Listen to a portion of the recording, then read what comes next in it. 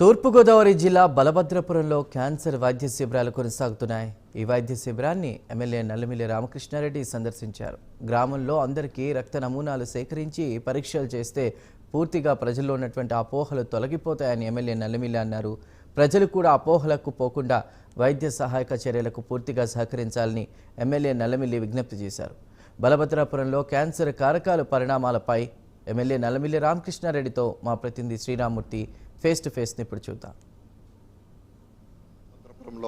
ఏదైతే క్యాన్సర్ కారకాలని కనుగొనేందుకు గత 3 రోజులుగా జరుగుతున్న సర్వేతో పాటు ఈరోజు స్క్రీనింగ్ టెస్టుల నిర్వహణకు కూడా ఇక్కడ ఏర్పాట్లు చేశారు. అంటే విశాఖ నుంచి ఓమీబాబా క్యాన్సర్ వైద్య నిపుణులతో పాటు రాజమండ్రిలోని జిఎస్ఎల్ ఆసుపత్రి క్యాన్సర్ వాహనం కూడా ఇక్కడికి చేరుకుంది. ఇక్కడ టెస్టులు అంటే స్క్రీనింగ్ టెస్టులు ఈరోజు చేస్తున్నారు. ఈరోజు సాయంత్రానికి స్క్రీనింగ్ టెస్టుల్లో ఎవరెవరికి ఏ మోతాదులో ఈ క్యాన్సర్ కారకాలు ఉన్నాయనేది కూడా ఒక నిర్ధారణ చేయనున్నారు. అయితే గత 2 రోజులుగా జరిగిన 31 వైద్య బృందాలు చేసిన సర్వేలో దాదాపుగా 2800 గృహాలని ఇక్కడ సందర్శించారు. దాదాపు 8800 మనుషుల్ని కలిసి ఆహార అలవాట్లు జీవనశైలిని సేకరించారు. దీన్ని బట్టి ఇప్పుడు స్క్రీనింగ్ టెస్టులు ఇక్కడ నిర్వహిస్తున్న పరిస్థితి ఉంది. దీని మీద ఇక్కడే ఉండి అన్ని పర్యవేక్షణ చేస్తున్న అనపర్తి ఎమ్మెల్యే నల్లమిల్లి రామకృష్ణారెడ్డి అంటే స్థానికంగా ప్రాతినిధ్యం వహిస్తున్న రామకృష్ణారెడ్డి ఈ విషయాన్ని అసెంబ్లీలో ప్రస్తావించిన తర్వాత వైద్యాధికారులందరూ కూడా ఇక్కడికి పరుగులు తీసిన పరిస్థితి. దీని మీద ఈరోజు స్క్రీనింగ్ టెస్ట్ ఏ విధంగా జరగబోతుంది, ఎంతమందికి ఇది ఉంది, అసలు ఈ అపోహలు తొలగించడానికి ఏం చేస్తున్నారు ప్రభుత్వం తరపున కూడా తెలుసుకుందని చెప్పండి. ప్రస్తుతం అయితే స్క్రీనింగ్ టెస్టులు జరుగుతున్నాయని ఈ రోజు జరుగుతున్నాయని చెప్తున్నారు. ఎంతవరకు జరుగుతాయి, ఇది ఎన్ని రోజులు కొనసాగిస్తారు, అసలు ప్రజలు భయాందోళన చెందుతున్నారు కదా, దీన్ని ఎట్లాగే మనం చేయాలి? ఇప్పుడు ఏదైతే ఇక్కడ స్క్రీనింగ్ టెస్టులు జరుగుతూ ఉన్నాయో ఈ 2 రోజుల్లో గుర్తించిన 37 మందికి ఇక్కడ స్క్రీనింగ్ టెస్టులు నిర్వహించడం జరుగుతూ ఉంది. నేను ఇప్పుడు వైద్య అధికారులను కానీ జిల్లా కలెక్టర్ని కానీ కోరింది, జిఎస్ఎల్ ఆసుపత్రి వైద్యులు ముందుకు వచ్చారు. ప్రతి ఇంటి నుంచి బ్లడ్ శాంపిల్ కలెక్ట్ చేసి రక్త పరీక్షల ద్వారా ఒక అంచనాకు రావాలి. శాస్త్రీయంగా ఒక అంచనాకు రావడం జరుగుతుంది. అప్పుడు బ్లడ్ టెస్టులు చేసిన తర్వాత బ్లడ్ టెస్టుల్లో ఎవరైతే సస్పెక్టెడ్ వచ్చారో వాళ్ళకి ఫర్దర్ ఇన్వెస్టిగేషన్ చేయడం ద్వారా సంపూర్ణంగా మనం ఈ గ్రామాన్ని సర్వే చేసినట్టు అవుతుంది. ఆ విధంగా ముందుకెళ్ళాలి.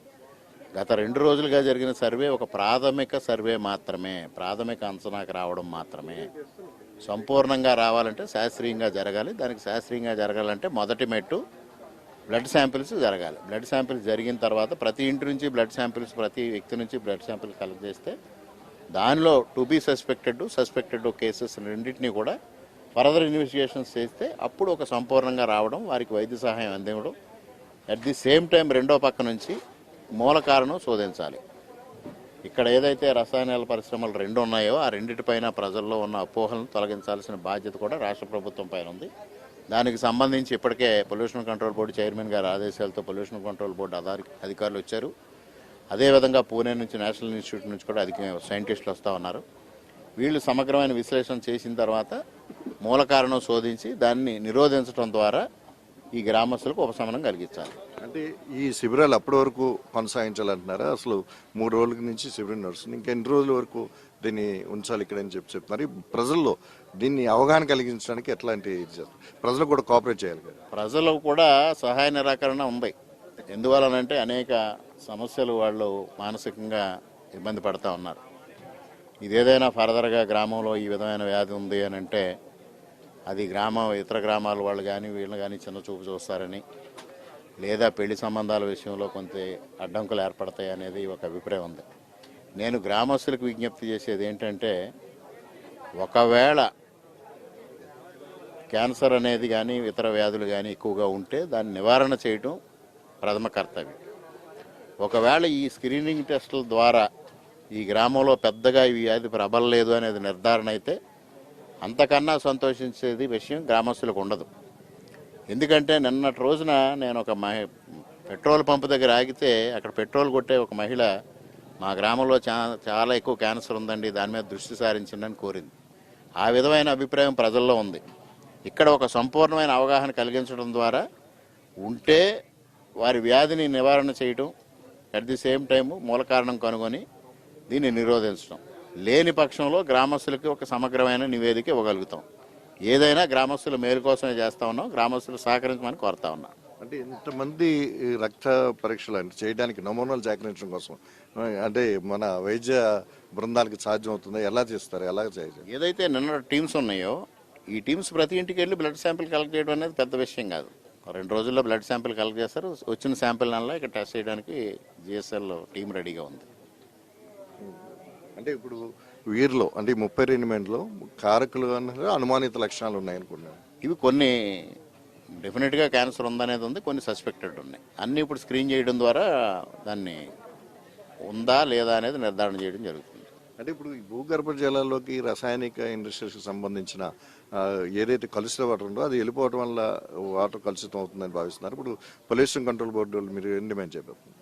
పొల్యూషన్ కంట్రోల్ బోర్డును ఒక డీటెయిల్డ్గా చేయమని ఇప్పటికే ఆర్డబ్ల్యూఎస్ అధికారులు 26 శాంపిల్స్ కలెక్ట్ చేశారు, వాటర్ శాంపిల్స్. ఆ రిపోర్ట్స్ రేపెల్లుండిలో రాబోతా ఉన్నాయి.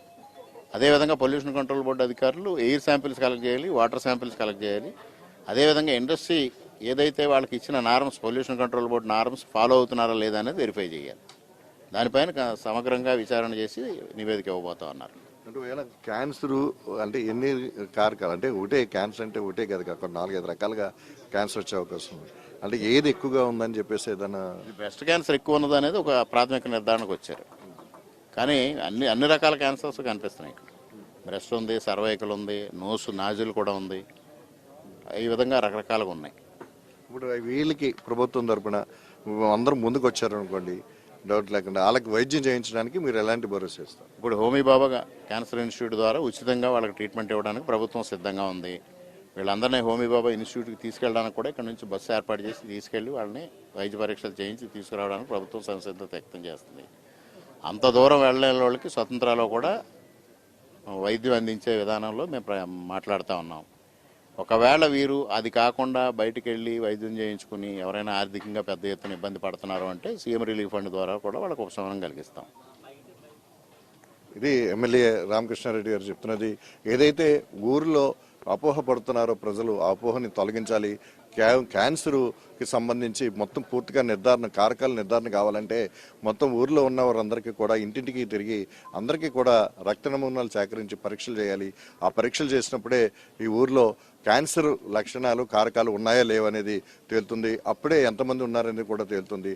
ఇది కనుక ప్రజలు కూడా దీన్ని సద్వినియోగం చేసుకుని ముందుకు వచ్చినట్లయితే వారి క్యాన్సర్కి అయ్యే ఖర్చు కానీ వారికి కావాల్సిన సదుపాయం కానీ వైద్య సౌకర్యాలు కానీ ప్రభుత్వం తరపున కల్పించడానికి సిద్ధంగా ఉన్నాం. అపోహలు మాని ప్రజలు కూడా ముందుకు వచ్చి దీన్ని సద్వినియోగం చేసుకోవాలని చెప్పేసి కూడా ఎమ్మెల్యే నల్లమిల్లి రామకృష్ణారెడ్డి విజ్ఞప్తి చేస్తున్న పరిస్థితి ఉంది. కెమెరామెన్ దుర్గతో శ్రీరామూర్తి, ప్రైమ్ న్యూస్, బల్భద్రపురం నుంచి.